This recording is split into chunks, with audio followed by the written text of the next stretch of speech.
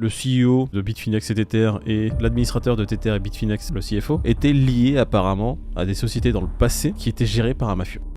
Ça va ou quoi, David? Hein? David, l'équilibriste. T'as fait un ATR dans les escaliers apparemment? J'ai fait un triple loot se piquer, frérot. Le dos il va bien? Tu vois, rien que de rigoler, ça fait mal. Regarde, Je suis condamné à être sur une méridienne pendant une semaine. Voilà. T'es sérieux là? Le petit escalier en colimaçon qui va bien, la Ouais. petite trace d'huile.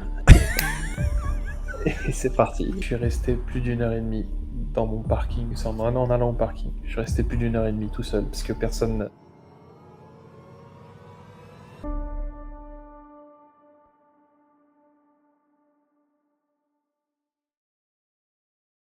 Bon, Bankman qui est abandonné. On va faire un léger sommaire de l'émission. On aura encore une fois le FTX. Apparemment Sam Bankman qui a encore une déconvenue alors qu'il en a déjà eu 50. Il y en a une de plus qui s'ajoute. L'Argentine, on a des raids qui sont faits sur les mineurs de crypto-monnaies. La plus grosse news du jour, Bitfinex et Tether. On a l'USDT qui est peut-être en danger. Il y a des enquêtes de plus en plus grosses qui commencent à tomber sur l'USDT. Un journaliste spécialisé qui a pas mal digue et trouvé des choses très très dangereuses. On va enchaîner du coup avec Sam Bankman. Je pense que même ses avocats, ils se disent bon frérot, avec tes tweets là, ça y est, on en a marre. Même nous on te lâche, t'es plus crédible. Ouais, au-delà des tweets, il a quand même détourné 300 millions pour ses propres Et ça caisses. c'est rien, ça. Les tweets c'est plus grave. Je sais pas si c'est plus grave. Hein. Ça se voit que t'as pas d'argent sur FTT, c'est pour ça que c'est plus grave les tweets. En tout cas, même si les avocats le lâchent, ça veut bien dire que le mec, il y a ni queue ni tête dans sa défense, quoi, quelque part. Je pense qu'ils ont vu le dossier, ils se sont dit non mais les gars, est-ce qu'il y a moyen même de gagner ou de capitaliser sur le marketing de ça là? Plus ça s'accumule, plus même eux voient que c'est la merde. Bah surtout que t'as le nouveau CIO qui est déjà en place et qui dit qu'il a fait que de la merde, donc ça va être compliqué pour la défense de dire que c'était une erreur. Comme il l'avait mis dans son premier tweet, j'ai merdé, machin. Ça va être très simple de montrer qu'il était de mauvaise foi et qu'il n'était pas de bonne foi pour le coup. À ton avis, c'était quoi son but à lui? Parce qu'il détourne de l'oseille, mais à un moment donné,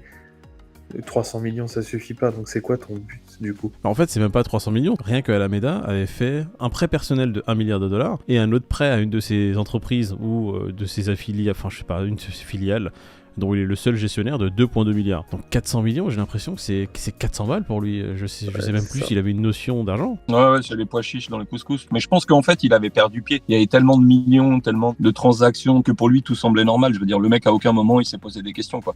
Faut pas oublier qu'il a 30 ans. Je sais pas quel rapport il avait avec la comptabilité ou les chiffres, mais je crois que les tables de multiplication, il doit être comme moi. Il doit être fatigué. Du coup, s'il y avait même pas un comptable là-dedans, t'imagines bien que c'était compliqué, quoi. FTX, c'est quand même le deuxième plus gros exchange. T'as l'impression qu'ils te décrivent la ferme du coin. Quand tu lâches des centaines de millions à gauche à droite, ça aide à faire croire que t'as de l'oseille. Hein. Bon, bah chaque semaine, on fera un petit dossier dans tous les cas, parce que lui, chaque semaine, il y a de nouvelles révélations. Donc, j'ai hâte de savoir quelle est la prochaine. Je crois qu'il y a tellement eu d'hypercute que maintenant, les news qui arrivent, qui disent ouais, il a pris 300 millions. Ouais, écoute. Ouais, ça passe crème en fait. Voilà. Un truc en plus. Il n'y a pas que lui qui est un peu encensé par les autorités, il y a aussi des mecs en Argentine qui résident dans des appartements de luxe. Et les appartements de luxe, en fait, il n'y a pas de résidents. Il y a des fermes de minage dedans. Donc c'est quelqu'un qui s'est fait choper en Argentine avec une ferme de minage estimée à plus de 45 millions de dollars. Ce qui est Ouais. pas mal quand même. C'est beau. C'est honnête. Et en fait, ce qui a mis la puce à l'oreille, je pense que c'est la consommation d'énergie, forcément. Le bruit. Et Tu vois, puis, voilà, le bruit. t'as l'impression qu'il y a un avion qui passe à chaque fois que tu passes à côté de l'immeuble. Bon, le mec était déjà recherché. Hein. Oui. Bon, mais Donc, après, c'est pas c'est peut-être interdit pour le ça. minage, c'est juste que c'est pour les taxes. Voilà. Quoi. Le mec était pas enregistré pour payer les C'est ça. impôts dus au minage. Donc l'Argentine, un repère de gens très sympathiques. C'est plutôt friendly l'Argentine avec les cryptos de base. Je crois qu'ils ont durci un peu le ton en termes C'est ça, d'imposition. c'est friendly, mais à partir du moment où tu ne déclares pas, où tu ne donnes pas la part... Ah oui, voilà, c'est normal. ça le truc. À la base, attends, en France, tout est friendly du moment que tu payes les taxes. Une fois que tu les C'est payes ça. plus, ça devient compliqué. Tu peux mettre ton argent en USDT, en BUSD et ne pas le retirer en fiat.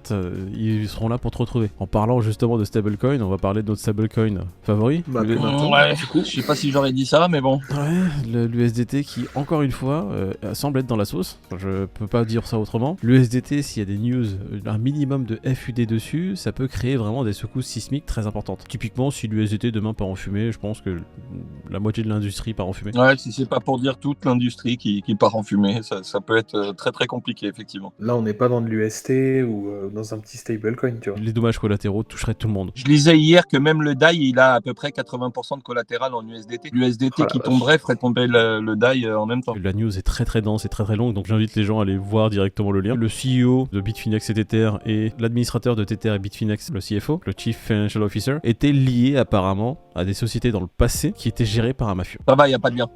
C'était avant.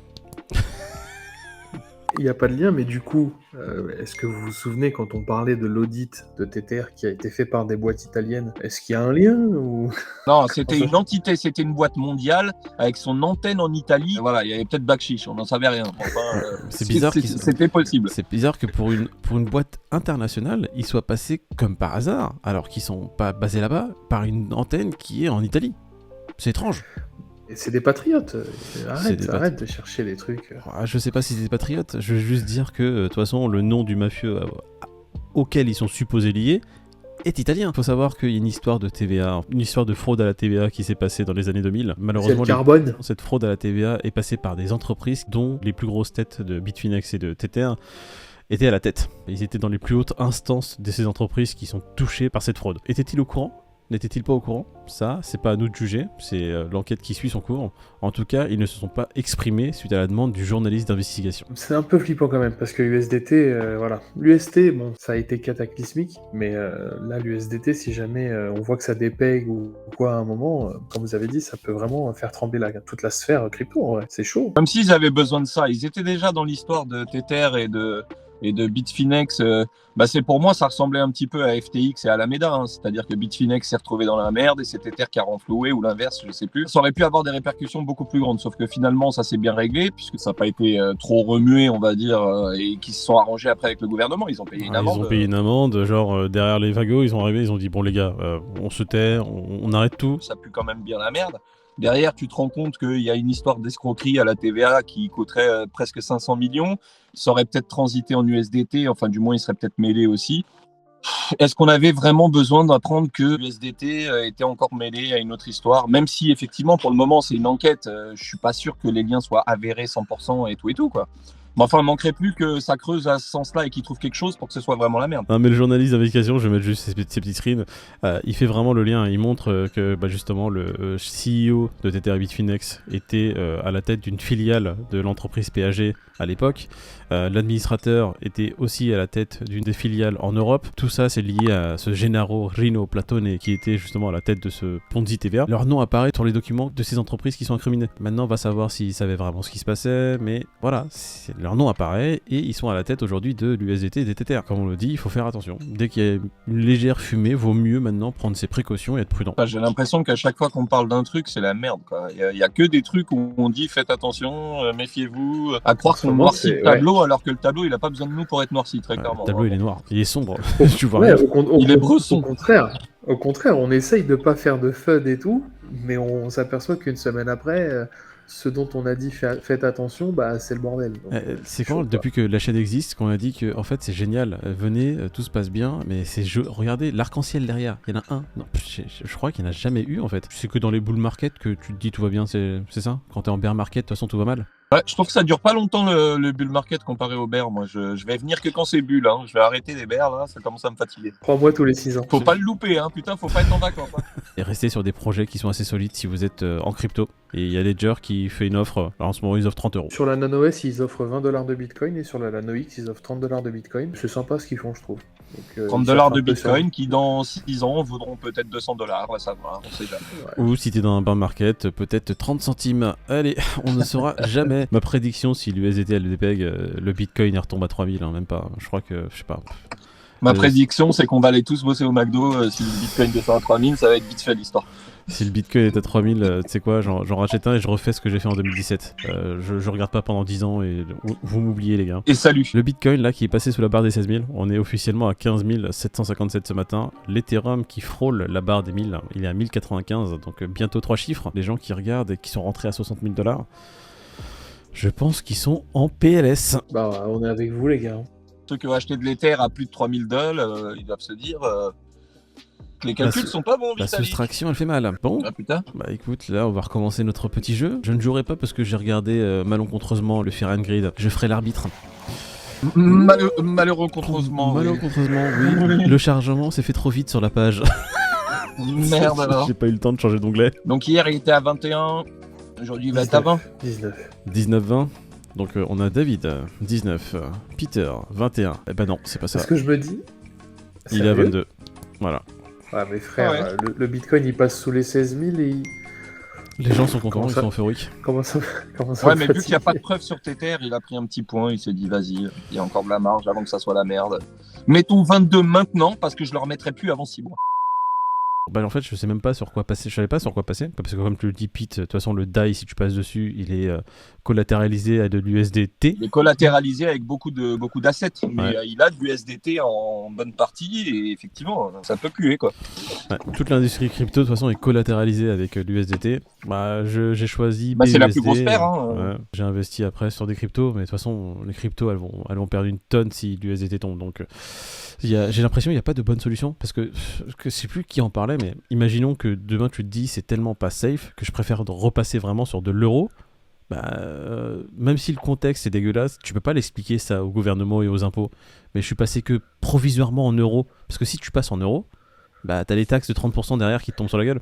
Oui, mais c'est des taxes sur la plus-value. Pourquoi? Parce que Donc t'as là, encore de la plus-value toi? Ouais, voilà. Ah oui. Non, parce qu'il y en a plein qui se posent plus la question des 30%. Hein. Oui. Ils Non, peuvent mais, tout remettre en euros en totale détente là. voilà. Non mais Bon. ceux qui sont en plus-value, tu vois, ils ont pas de bon choix. Ils ont pas de. Enfin, ils ont pas le choix. Moi, par exemple, j'ai pas le choix. Si je repasse en euros, bah, je me mange 30%. Et après, c'est de poser la question, est-ce que c'est plus safe de perdre juste 30%, enfin de payer 30% de taxes, ou si le truc part en couille, perdre 60%. Bah, c'est un calcul à faire, hein, Ouais. pour le coup. Hein. C'est des calculs Pour mathématiques de vrai, qui sont quoi. très Je très pense chiants. que la question, elle se pose vraiment pour certaines personnes. Est-ce qu'il vaut mieux perdre 30% de plus-value ou prendre le risque de laisser ses avoirs en tel ou tel crypto sans savoir ce qui peut advenir? Bon, Ouais. après, il peut ne rien se passer aussi. Hein. Bien sûr. Je ne veux pas tirer sur l'ambulance, mais disons qu'il y a quand même des signaux qui sont pas ouf, quoi. Non, mais là, pour l'instant, on dit pas qu'il se passe quelque chose. T'as raison de le rappeler, Pete. On n'est pas en train de dire qu'il est en train de se passer quelque chose et il faut prendre une décision maintenant. C'est juste, moi, ma réflexion que j'avais, c'est, mais à un moment donné, si, imaginons, je veux me protéger à fond et je pense que, pour l'instant, la fiat, l'euro, ça serait plus safe. Si je passe en euros, ouais, après j'ai les impôts. T'as beau aller voir ton gars qui t'envoie ta petite fiche et qui te demande justement le retour sur les plus-values. Mais non, mais c'est pas ça, je vais repasser en crypto. C'était juste pour l'histoire de 6 mois, C'est 8 juste en mois. attendant. S'il Ouais, vous ils plaît. s'en foutent. Bah, en vrai, le mieux, ça serait de mettre tout en Bitcoin. Mais bon, si Bitcoin touche les 3000, t'as perdu ton pouvoir d'achat quelque C'est part. ça, exactement. Mais c'est chiant. Va pas disparaître Bitcoin, tu risques pas de perdre ton Bitcoin, mais tu vas perdre s'il continue de chuter quoi. C'est ça. En termes de pouvoir Ta d'achat, t'es baisé. Force d'achat. Aujourd'hui, pour le moment, je vous dis, il n'y a rien d'avéré, comme on le dit. Il y a juste effectivement dans ce contexte qui est un petit peu bizarre, faire attention un petit peu à tout ce qu'on fait aujourd'hui quoi. Je veux dire, c'est le minimum.